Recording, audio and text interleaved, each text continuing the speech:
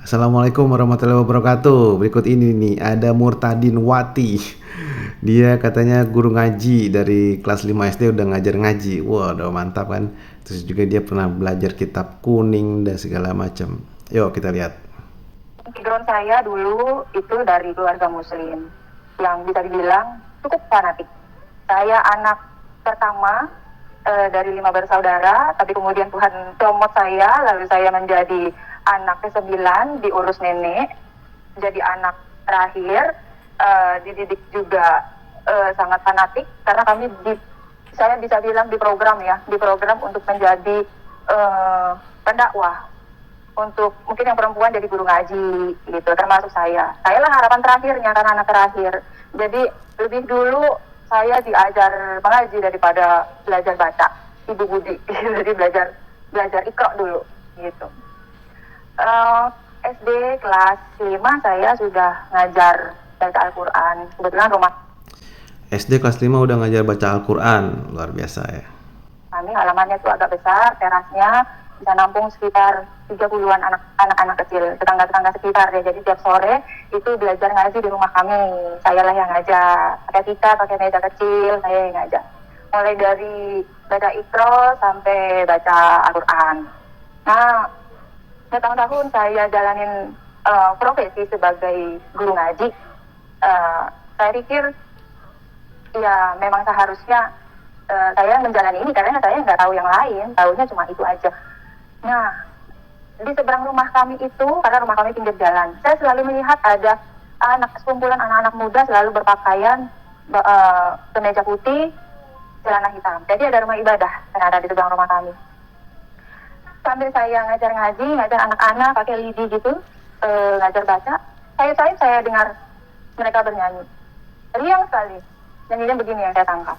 Oh sana ku memuji Tuhan, oh sana ku memuji Tuhan. Begitu, terus itu seperti masuk ke jiwa saya. Setelah saya tahu mengenal Tuhan Yesus, ternyata apa yang pujian Tuhan Yesus, firman Tuhan Yesus yang sudah masuk tidak akan keluar dengan sia-sia, itu akan bekerja nanti, itu akan berproses nanti. Nah, saya tidak bergaul dengan mereka karena tidak boleh. Di keluarga kami itu sangat ketat. Pokoknya di luar agama kami itu kita nggak boleh bergabung, berkumpul, berteman. Ya hanya sekumpulan kami aja.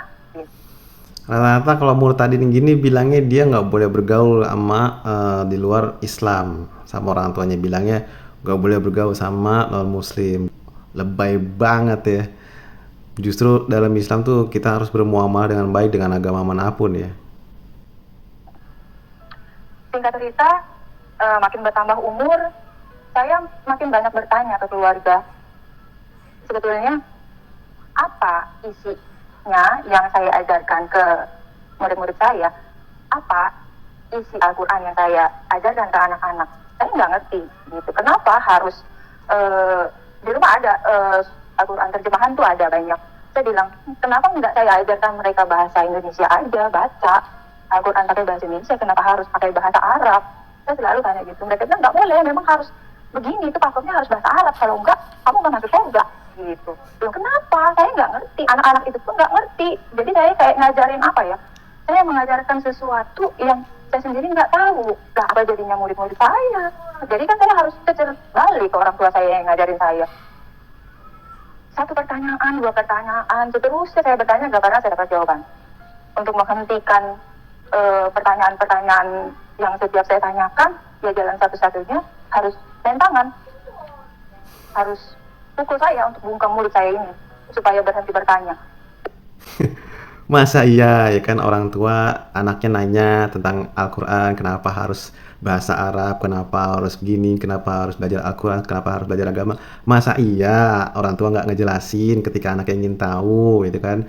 Masa ujung-ujungnya langsung dipukul. Ya elah, ini berlebihan banget nih. Ini berlebihan ini.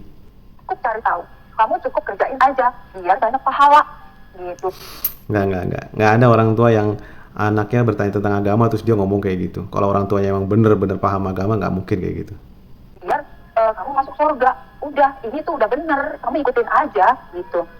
Saya pikir dalam hati saya merasa ada perasaan nggak nyaman ya. nggak seperti ini, saya mau tahu gitu. Makin bertambah usia lagi, saya masuk SMP. Saya juga kan ngajar di taman pendidikan Al-Quran di masjid-masjid juga. Nah itu sering nggak dibayar gitu. Jadi saya ngajar di rumah juga, ngajar di luar juga. Itu tetap saya jalanin. Nah makin besar, saya disarankan ke keluarga tutup aurat gitu. Saya bilang, apa ada yang salah sama aurat saya? Saya bilang gitu. Ada yang aneh, makin besar baru disuruh pakai hijab. Terus tadi ngajar ngaji nggak pakai hijab gitu? Saya pakaian biasa aja. Kalau emang dari keluarga Islam yang fanatik, kata jangan fanatik ya. Kalau memang dari fanatik udah pasti dari kecil udah diajari pakai hijab lah pasti. Apalagi ngajar Al-Quran katanya kan. Ya elah. Aja nggak yang mengumbar-ngumbar. Iya tapi kamu guru ngaji, kamu harus berpakaian seperti layaknya guru ngaji, tertutup panjang, pakai kaos kaki, kalau perlu pakai cadar. Saya nggak pernah mau pakai cadar karena susah makan. Jadi ya oke lah, daripada saya pun lelah ya, jadinya ya asal ibu senang aja, jadi saya kerjain. Saya pakai baju panjang, jilbab syar'i itu yang panjang-panjang sepaha, saya pakai kaos kaki kemana-mana, saya pakai penutup tangan, jadi cuma jari-jarinya aja yang kelihatan gitu. Begitulah saya setiap hari. Saya bertanya lagi gitu, karena saya harus tahu ini maksudnya apa yang saya kerjain. Kenapa saya harus berpakaian seperti ini? Selain saya dengan alasan saya jadi guru ngaji, supaya kamu jadi orang benar. Saya bilang saya bisa jadi orang benar tanpa harus berpakaian seperti ini. Mereka marah lagi. Udah ikutin aja gitu. Kalau kamu nurut sama orang tua, kamu nurut sama agama, kamu pasti masuk surga. Saya nggak punya dalih lagi, akhirnya saya turutin. Ini lagi ngibul lagi. Masa iya anaknya nanya ke orang tuanya kenapa harus pakai hijab, terus jawabnya kayak gitu. Pasti kan aneh. Orang tua tuh pasti ngejawabnya, karena dalam Al-Quran disuruh begini, karena Nabi nyuruh gini, karena Allah nyuruh gini. Itu nggak mungkin dia nggak ngasih jawaban dengan jelas. Orang suruh pakai hijab gitu aja. Ngibul. Begitu udah tahun saya jalani profesi saya nurut sama orang tua. Ya, karena hati seorang anak kan pengen orang tuanya bahagia, yang pengen jadi anak yang penurut gitu. Ya udah saya kerjain aja lah semua. Walaupun sebenarnya udah lelah juga ini di ditampar lah istilahnya kalau nanya-nanya soal agama. Orang tua yang paham agama, orang tua yang benar-benar fanatik dengan agama Islam yang benar itu nggak mungkin main tangan sama anaknya sendiri, apalagi anak perempuan. Mustahil. Ya udah saya pun merasa capek ya bertanya. Ya udahlah, kerjain aja lah apa mau mereka. Lulus SMP, saya udah masuk SMA, saya mau sekolah kejuruan, tapi sekolah Katolik. Itulah titik awal peperangan keluarga antara saya sama mereka. Saya kenapa pilih sekolah Katolik? Karena saya ingin wajah baru sebetulnya. Mungkin di sana saya bisa banyak menemukan ilmu baru gitu.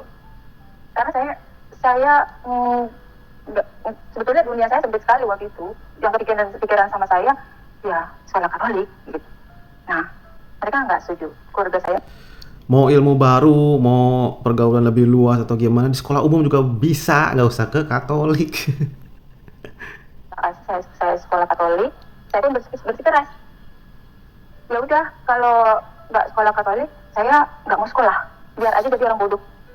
Nah, cara sifat membangkang saya mereka pun tahu, keras kepalanya saya mereka tahu.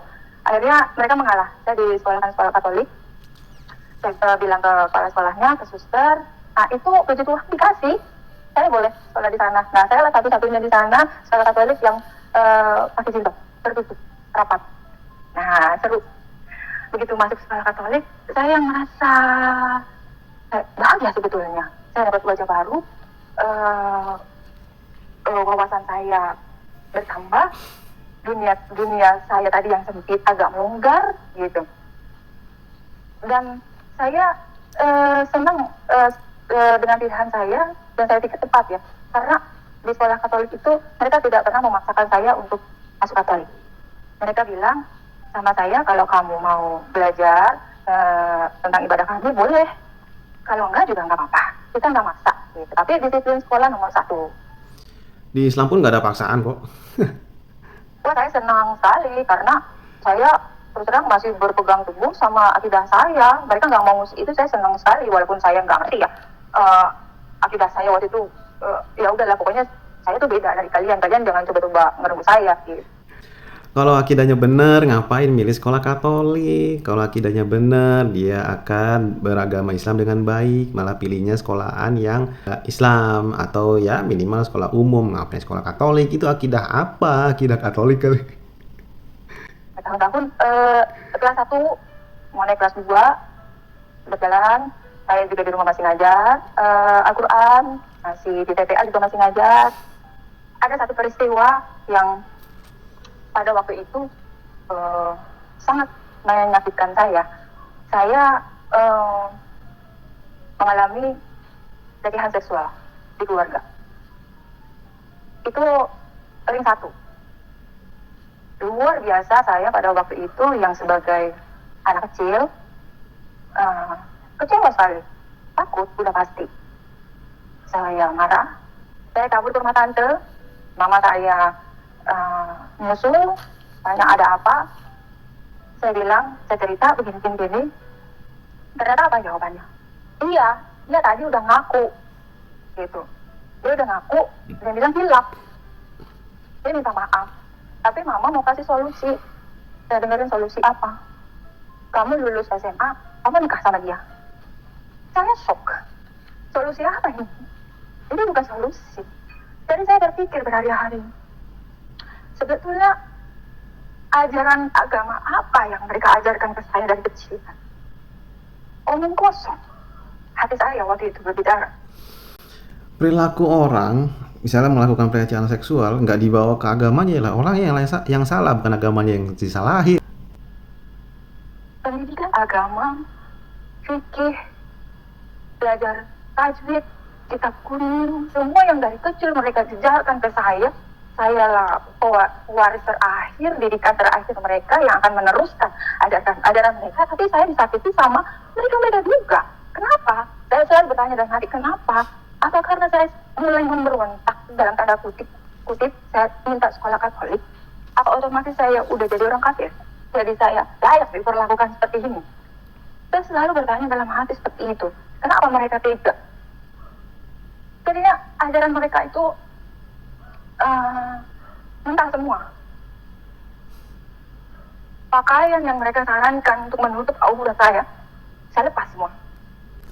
Intinya salahkan orangnya, jangan salahkan agamanya. Ini di sini kayaknya kesannya agama Islam jelek banget di mata dia.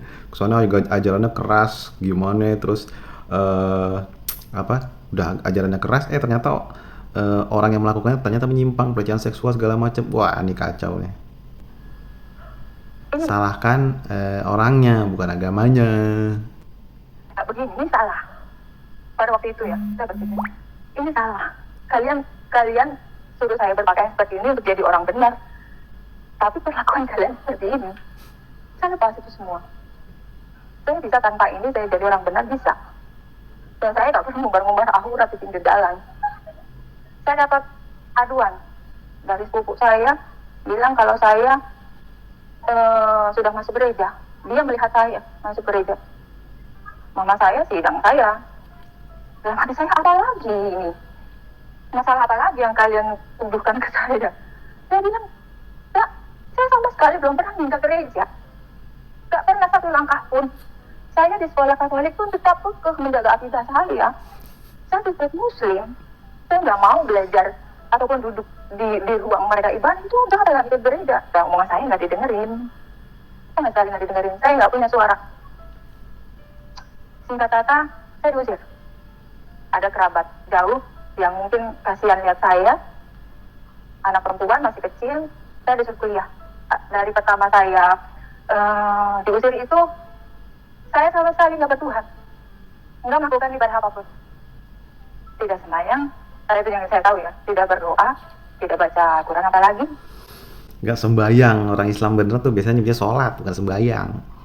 Jarang sih, tapi ada. Cuma rata-rata biasanya nyebut sembahyang itu ya yang kayak gini nih. Tidak, pokoknya sama sekali nggak melakukan ibadah apapun. Nggak bertuhan lah ya, mungkin hati kecil saya kecewa, mungkin gitu. Jadinya saya nggak mau ibadah, nggak mau sembahyang. Di satu ketika di kampus, teman-teman remaja Kristen membagi-bagikan selebaran. Ada ibadah boleh datang hari ini tanggal sekian. Saya bilang saya boleh datang, boleh gitu. Mereka tahu saya masih, mereka muslim kan, mereka tahu itu saya datang pernah dari pagi sampai sore jadi ibadah. Tapi senangnya saya merasa seperti di rumah sendiri gitu. Ya itu dia kesaksian dari si mbak-mbak ini ya. Dia akhirnya menemukan kebahagiaan di gereja.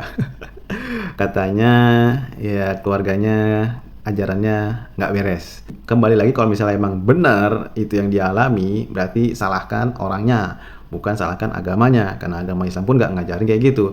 Dan ada beberapa yang dia ucapkan tadi tuh janggal. Janggalnya apa? Masa iya anak nanya tentang agama ke orang tuanya terus nggak dikasih jawaban yang benar? Gak mungkin, kalau emang orang tuanya paham agama pasti dikasih tahu yang benar.